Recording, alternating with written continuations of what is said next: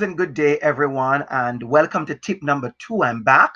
And yes, tip number one was a little bit too long. And so I won't make this one that long for sure. I can guarantee you. So, what we want to address unconscious bias. You have heard a lot about that. We want to take a minute to address that. And why is this important, you may ask? Because we all have them. Let us make that clear from the get-go, from the beginning. We all have unconscious biases. And as educators, as individuals, as anyone, if we left them unchecked, uncovered, or unattended to, this will make us further make assumptions.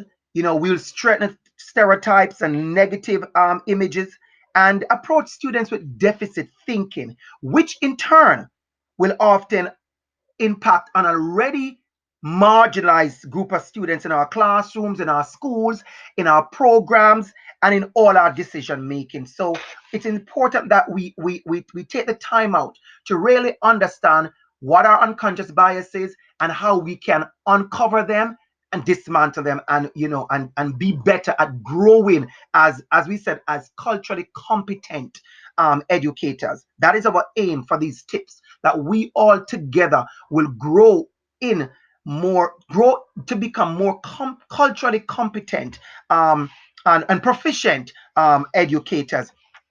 And so, what is a definition? A definition that I love is unconscious biases. They are prejudice or unsupported judgments in favor of or against one thing, person, or group as compared to another.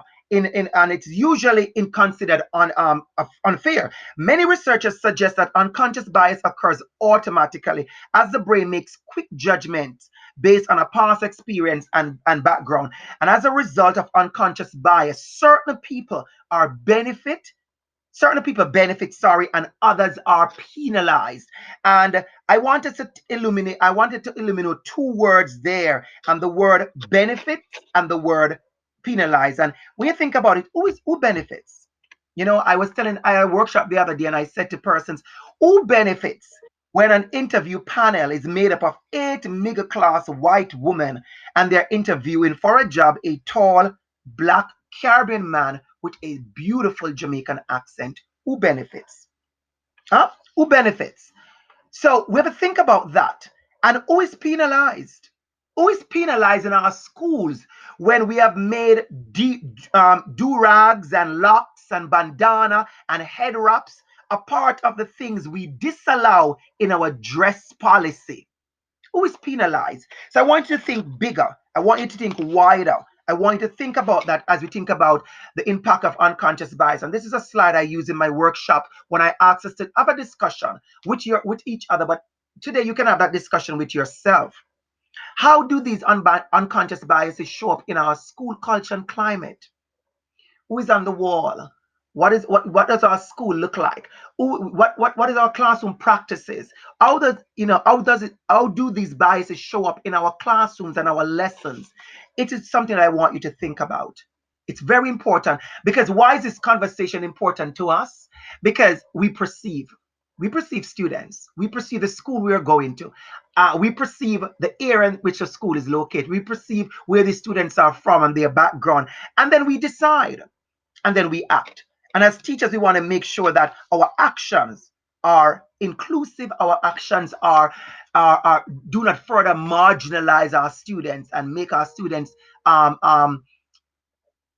make our students, push our students to the edges, exclude our students because of how our practice is done. So I want us to continue thinking about that, as we said before in your tip one. And who is most impacted by by unconscious biases? And as I said before, it's going to be our marginalized groups, our already minoritized groups.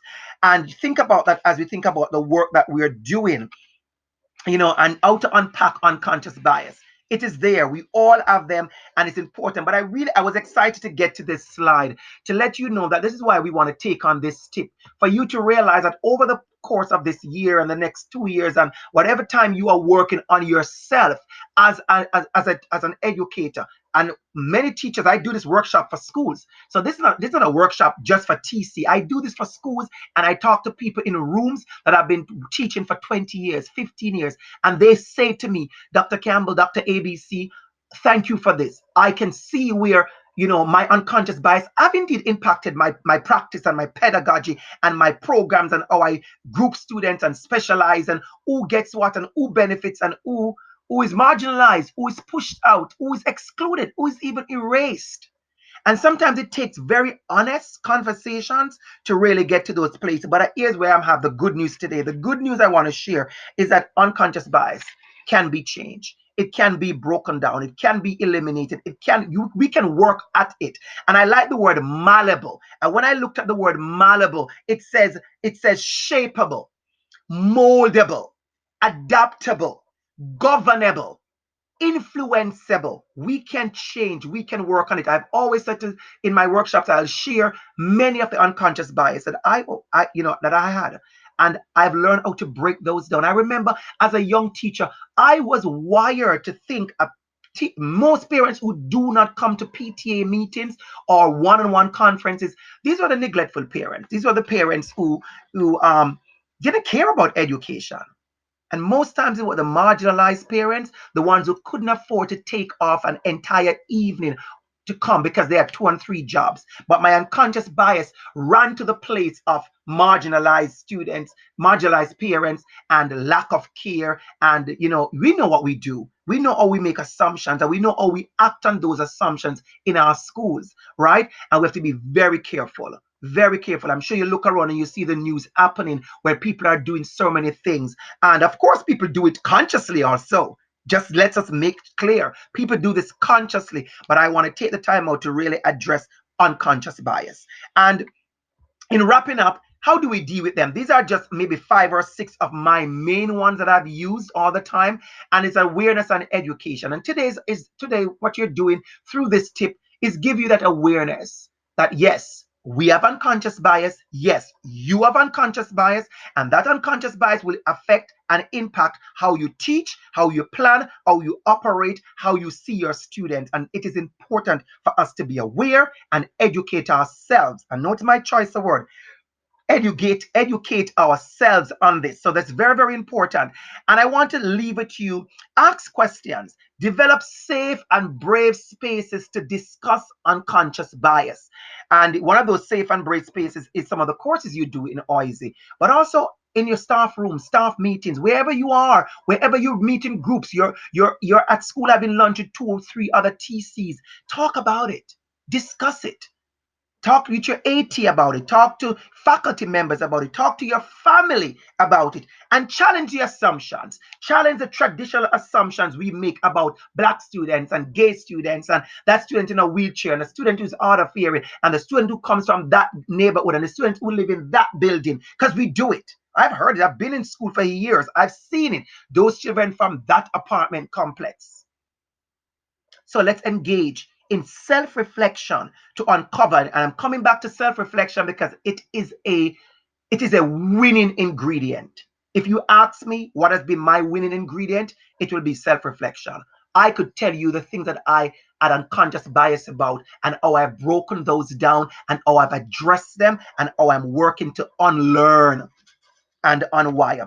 And I'm going to leave it to you quickly. I did a workshop at a school the other day and I asked a group of teachers. So these answers are from teachers like yourselves. And I asked the teachers to share with me in groups some of the tools that they have used, are using, and will use to shape and to allow them to be more culturally competent and break down the unconscious biases. And they said, don't be afraid to ask questions. Think of the impact of words. I love this one. Question your position and its influence and your privilege. Talking about that a lot. Possibility of learning from experiences. Empathy is a big one. We need to address empathy in our classroom more. Awareness of your body language. That body language is a big one. Sometimes your mouth say it, but your body don't. Right? Be open with the conversation. Reflect. Here we come again with personal. Reflect on yourself. And again, don't be afraid to ask questions and be open-minded and willingness to change. And the last group talks about acknowledging again that we have bias. I was in a workshop the other day, and so many students, they say to me, I'm unsure. More than half of the students said they were unsure if they had bias. And when we were finished with the conversation, they said, thank you for that. So I said to them, we all have it. Absolutely, we all have it. And so make a conscious effort to self reflect. You keep hearing that word reflection. I hope you get it. I hope you get it. It's valuable. It's important. Self reflection is key.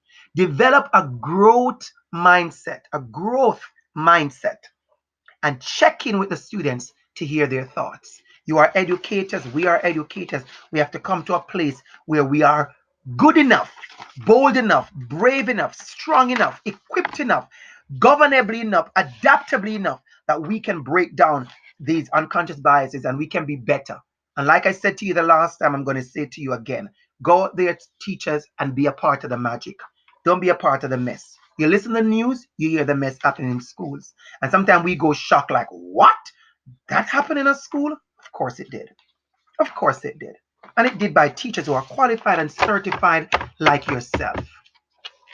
So let's self reflect on what we do. Let's self reflect on how we're doing it. Let's self reflect on what we can do to be better at what we are called to do.